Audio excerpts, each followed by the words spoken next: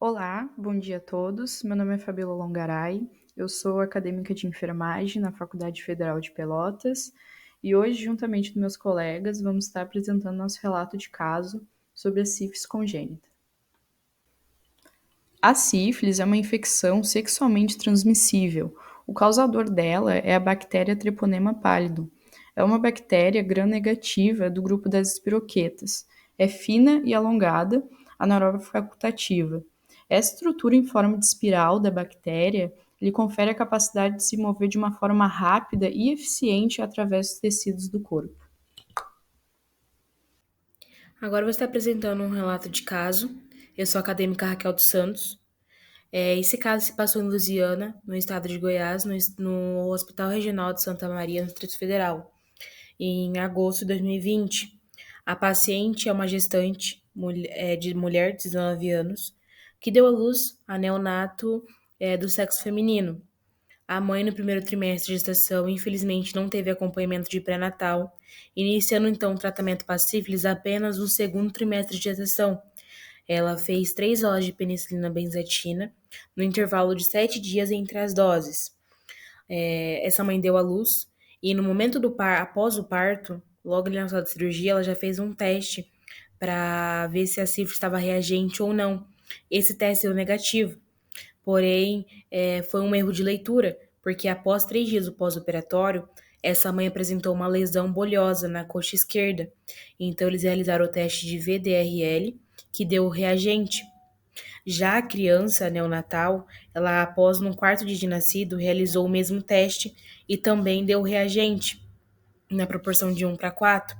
Então, logo para o neonatal, foi prescrita a penicilina benzatina, que posteriormente ela foi internada novamente para receber um tratamento de penicilina cristalizada durante 10 dias.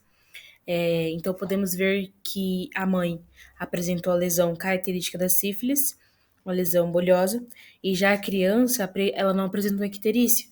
Porém, no exame clínico, a bilirrubina, ela deu alterada. Então, tanto a mãe quanto a criança foram tratadas. Porém, essa mãe ela está numa união estável, na qual o parceiro não escolheu não realizar os testes e escolheu também não realizar o tratamento. Então, a mãe corre risco de ser reinfectada, mesmo depois de fazer o tratamento que ela recebeu. Então, esse é uma exposição geral do caso. Eu sou a acadêmica Sofia e eu vou falar sobre os sintomas no geral da sífilis. A sífilis ocorre em 3 estágios principais, sendo o estágio primário ocorre com a aparição de cancro duro no local da infecção e é indolor, e surge no local a presença de fluidos altamente infecciosos. Os sintomas podem acontecer de 10 a 90 dias depois da exposição. A lesão desaparece em torno de 3 a 8 semanas, independente se houve tratamento. Os sintomas nesse estágio não causam desconforto, assim, muitas vezes passando despercebido. Nesse estágio, as bactérias entram na corrente sanguínea e se espalham pelo corpo todo. O estágio secundário acontece de 6 semanas a 6 meses após o primário, caracterizado por erupções cutâneas na pele e nas mucosas. Outros sintomas comuns nesse estágio é mal-estar, cefaleia e febre alta. Os sintomas desaparecem normalmente dentro de 3 meses. A sífilis secundária se encaixa nos sintomas que a paciente do caso apresenta no terceiro dia do pós-operatório. Entre o estágio secundário e terciário existe o estágio de latência, onde não há presença de sintomas e a doença não é infecciosa nesse estágio, exceto pela transmissão vertical da mãe para o feto. Na maioria dos casos, não progride para o terciário. A transmissão por contato sexual ocorre geralmente durante os estágios primários e secundários. O estágio terciário ou tardio acontece cerca de 15 anos após o estágio de latência, caracterizado por gonas, que são formas de inflamação progressiva que aparecem como massas de tecido com aspectos emborrachados em diversos órgãos, como pele, membranas mucosas e nos ossos, causando destruição dos tecidos. podendo acometer as articulações. Nesse estágio também pode acontecer os problemas cardiovasculares, como enfraquecimento da aorta e problemas neurológicos. A sífilis congênita, que é o foco do nosso caso, é transmissível através da placenta para o feto. Essa infecção acontece quando a gestação ocorre no período de latência. A gestação nos estágios primário e secundário é mais comum produzir um natimorto. A mãe sendo tratada nos primeiros 6 meses com antibiótico é capaz de prevenir a transmissão congênita ou vertical, o que não aconteceu no relato de caso. A sífilis congênita tem 2 tipos, sendo a recente, com a aparição dos sintomas depois de dias após o nascimento, caracterizado pela inflamação de ossos e cartilagens, hidrocefalia e deformidades ósseas. A tardia, com o surgimento entre 2 a 14 anos, caracteriza-se pelos sintomas de surdez, retardo no desenvolvimento mental, derrame articular e ou outros problemas neurológicos graves. Sou acadêmica de enfermagem Tatiana e vou apresentar sobre diagnósticos e testes de sífilis. Bom, para o diagnóstico de sífilis, deve-se analisar o histórico clínico e a exposição recente, realizar exames físicos e testes laboratoriais e radiológicos. Assim como no caso, todos os recém-nascidos de mãe com diagnóstico de sífilis, durante a gestação, deverão realizar testes não treponêmicos. Estes testes podem ser divididos em testes diretos e imunológicos. Em relação aos testes diretos, eles podem ser de 4 tipos. A microscopia de campo escuro, que é bastante utilizada devido ao baixo custo.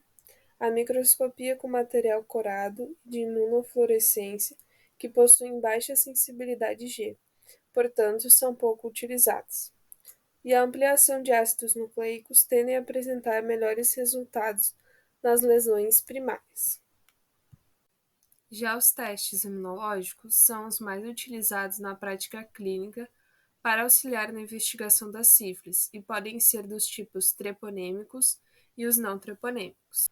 Os testes treponêmicos, então, são os primeiros a apresentarem resultados reagentes após a infecção.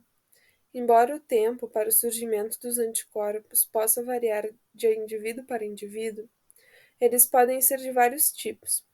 Testes de anticorpos treponêmicos fluorescentes com absorção, o ELISA, testes imunológicos com revelação quimiluminescente, testes de hemaglutinação e aglutinação e testes rápidos, que podem ser aplicados para investigação da sífilis no pré-natal. Já os testes não treponêmicos são testes amplamente utilizados em laboratórios, têm baixo custo e caracterizam-se por apresentar resultados semi-quantitativos. São utilizados para auxiliar no diagnóstico, monitoramento e controle.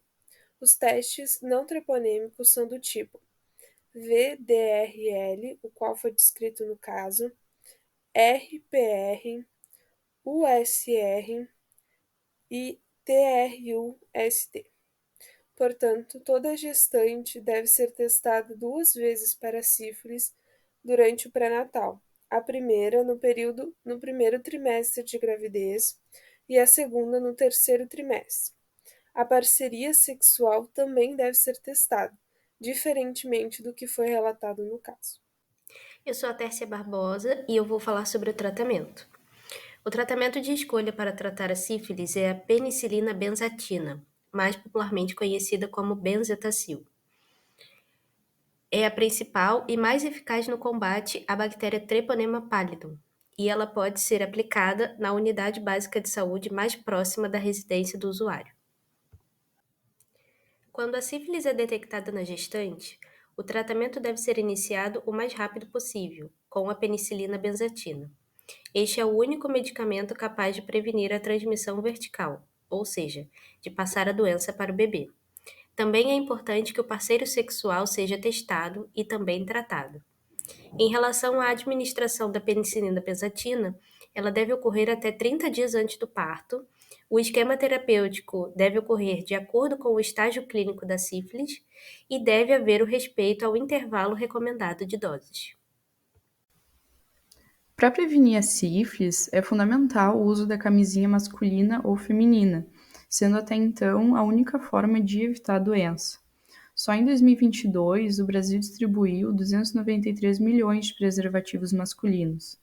Além disso, para que não ocorra casos de sífilis congênita, é necessário realizar a testagem na gestação, tanto a gestante quanto as parcerias sexuais. Olá, meu nome é Tobias Silva, eu sou acadêmico de enfermagem e eu vou estar apresentando aqui o desfecho. Em suma, nós podemos compreender que os casos de sífilis, eles têm maior incidência, né, em pessoas que apresentam baixa escolaridade e têm menores condições socioeconômicas. O caso da paciente de 19 anos, ele acaba sendo um espelho, né, do que acontece no nosso meio, na nossa sociedade, sendo essa taxa ainda maior em idade reprodutiva, que é caracterizado lá pelos seus 20 a 39 anos.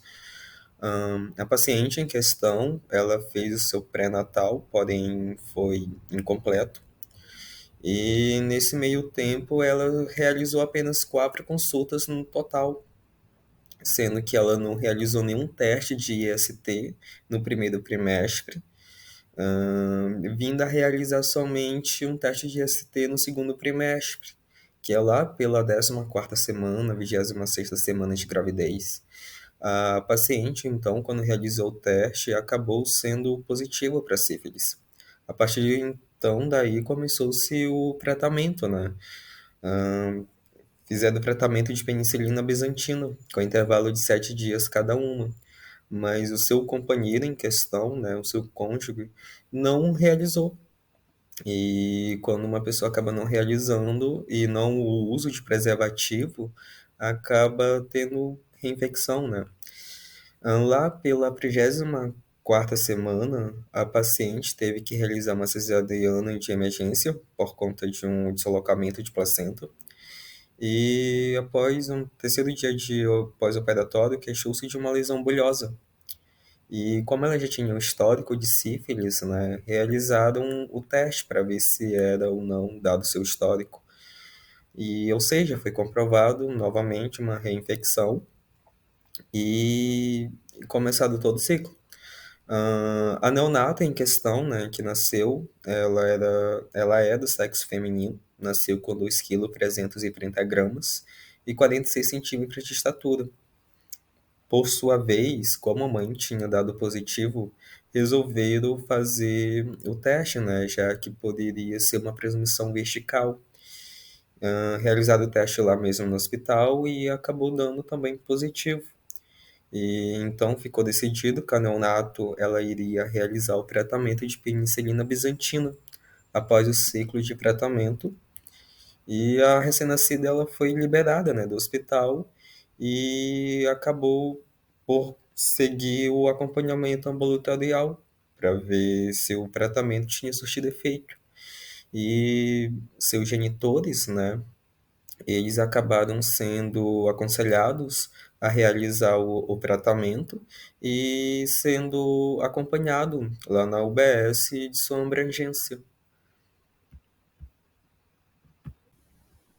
Bom, dando prosseguimento ao que eu disse, né, no slide anterior, nós acabamos por optar, né, por fazer uma crítica sobre o caso.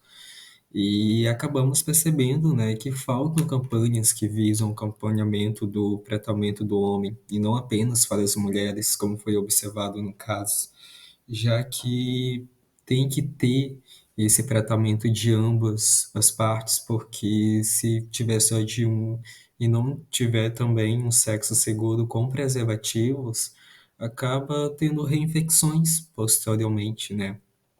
Bom, já em relação à conduta referente a neonato, foi que prescreveram penicilina bizantina, sendo que a mãe já havia, né, realizado o tratamento, e sendo que somente apenas 6 dias após o nascimento, a neonato recebeu o tratamento adequado com penicilina cristalina, como deveria ter sido. Portanto, essa demora, né, ela acabou ainda mais agravando o quadro clínico geral, bom, tanto da mãe quanto da bebê, vistas as dificuldades, né, que a usuária apresentava, as limitações. Já em relação aos genitores, a gente percebe, né, que cabe essa responsabilidade de procurar o UBS e que acabou não tendo, infelizmente, tanto para realizar o pré-natal quanto para se realizar essa testagem, né? Não teve todas as consultas do pré-natal. E além de também aderir de forma ativa ao tratamento repassado, né? Já que, como a gente vale ressaltar, né, não houve esse tratamento à risca.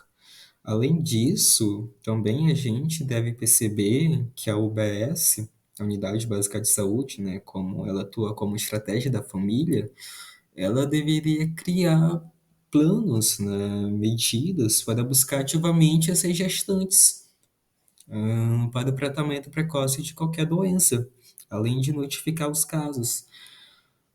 Bom, a percepção que a gente teve sobre esse caso foi isso, que a gente acabou discutindo, né? Chegamos a essa conclusão.